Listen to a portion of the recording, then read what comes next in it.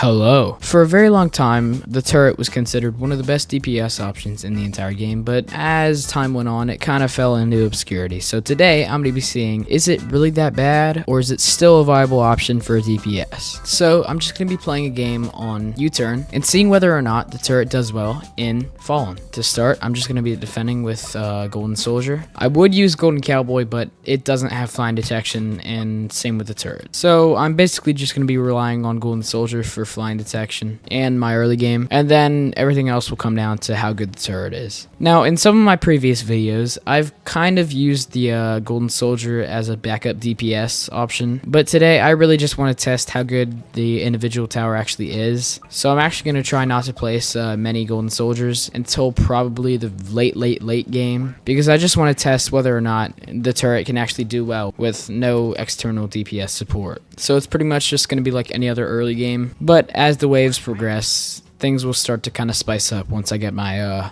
turrets down. Now, of course, turret is very expensive, so I'm probably going to wait a bit before placing them and focus more on my eco, just so I don't struggle with money making later on. And since it's wave 7, here comes a Fallen Squire, which we'll take down pretty easily. And yeah, we did.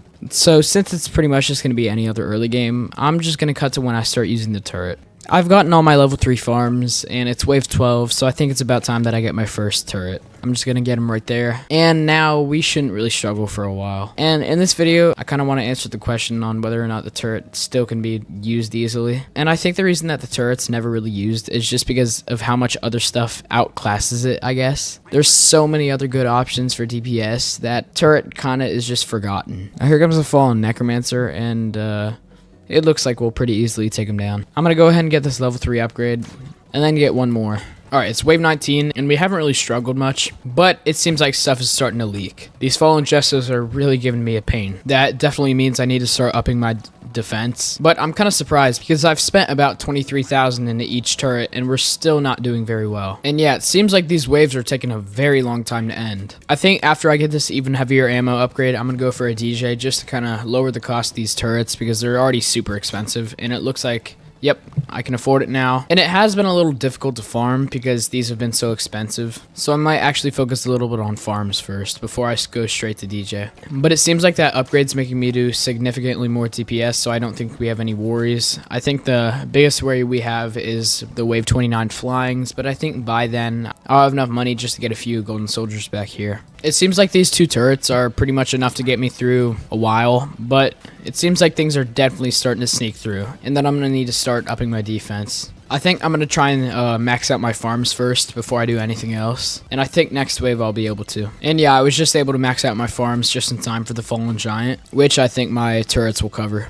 Now, things are definitely getting through, but it looks like our DPS is enough to get us through. It's definitely coming down pretty close, though. I'm going to actually set my DJ to green just to kind of help me upgrade these turrets. And then probably on wave 27, I'll get a few Golden Soldiers back here to cover the flyings. I'm going to start getting commanders because I think the Call to Arms chain would be really good just to kind of boost the max DPS of these turrets. It seems like we're taking out the waves with relative ease. Here comes a Fallen Shield. This is kind of a DPS check. And yeah, it doesn't really look like we're having much of an issue. And I think this wave, I'm actually going to buy a max level turret, and this should do some pretty insane damage. And then, of course, I'm going to get a few Golden Soldiers in the back here just for the flyings next wave. I think I only need like 3, and then I should be fine for a while. Yeah, now that I got this max level turret, nothing's really pushing up on us. Yeah, these Fallen Necromancers are getting absolutely destroyed. And now that I got these Golden Soldiers back here, I think it's about time that I focus pretty much only on turret. And yeah, it seems like these Golden Soldiers will be more than enough to take down these flyings. So far, my observations from the turret have been honestly not too bad, just super expensive. Things have been getting a little bit far, but I don't think it's that bad. I've only placed 2 turrets. And yeah, I think this wave I'll be able to get my second max turret. And yeah, there we go. These turret ranges are actually huge. They can see like the whole map. Of course, a major downside to the turret is it has such a small placement limit, but I think because of how much damage it does,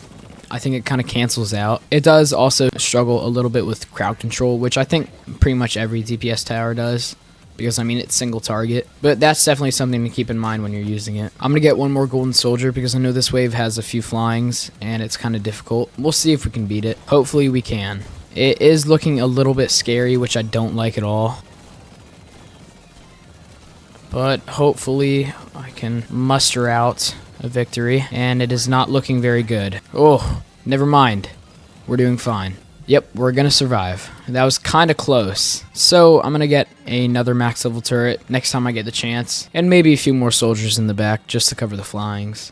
I just got my third max level turret, so now we're going to be shredding pretty hard on single target. Oh, I didn't know this, but apparently the placement limit of turret is actually only 3. So that means this is the most amount of damage we're going to get. Now each turret does about 600 DPS with the DJ, so all these together are about 1800 DPS, which actually alone is probably not enough to win Fallen mode. And I don't really want to cheat, so I just want to see how far a turret can get on its own. Of course, not entirely on its own, because I'm going to have some golden soldiers back here. But I think these golden soldiers back here are pretty much the only help, except for supports, that I'm going to give the turrets. This wave definitely is looking a little bit scary. Stuff is starting to get really far, but I mean, the turret has really great range, but there is definitely a threat right here. The Fallen Summoner with 15,000 HP leaking through, and we have a lot of breakers, and I think this is the end of the road. Uh-oh, not looking good at all. Oh, but will we be able to kill it? And it doesn't look like it. I think if I would have placed my turrets a little bit more to the right, we would have been able to kill it. But for now, our conclusion is the placement limit is just too small. Okay, so as concluded by this video, the placement limit is just too small. But I want to see how good it does against single target bosses. So I'm going to set everything up, because in that video I didn't even get to the last wave, so I kind of wanted to see how it does against the final wave anyways. And by final wave I kind of just mean Fallen King, not everything that surrounds it. So let me just spawn a Fallen King real quick. Now it seems like we're actually doing some pretty good damage. Yeah, the spawns are getting destroyed, but he just did stun everything, and yeah, never mind, we're back up. He's almost halfway through the track, and he's still at more than half HP, so it's not looking too good. I spawned some APCs just to kind of help out with some secondary DPS, but yeah, it doesn't really look like, it doesn't look like we'd be able to kill it anyways. So, in conclusion, I think what I'd suggest for this tower would just be a higher placement limit. Because don't get me wrong, it's a really strong tower. At max level, it does pretty much 600 DPS. The only issue is that you can only place 3, of course, so you're only going to get 1800 DPS total. And I think since it's a turret, it would be cool if it was stun immune. But I think there's a lot of things that can be changed about this tower, and I do think it's a pretty cool tower. It just kind of sucks to see that it's not super useful. But anyways, thank you for watching, and if you enjoyed this video, make sure to like and subscribe, and have a great day. Bye.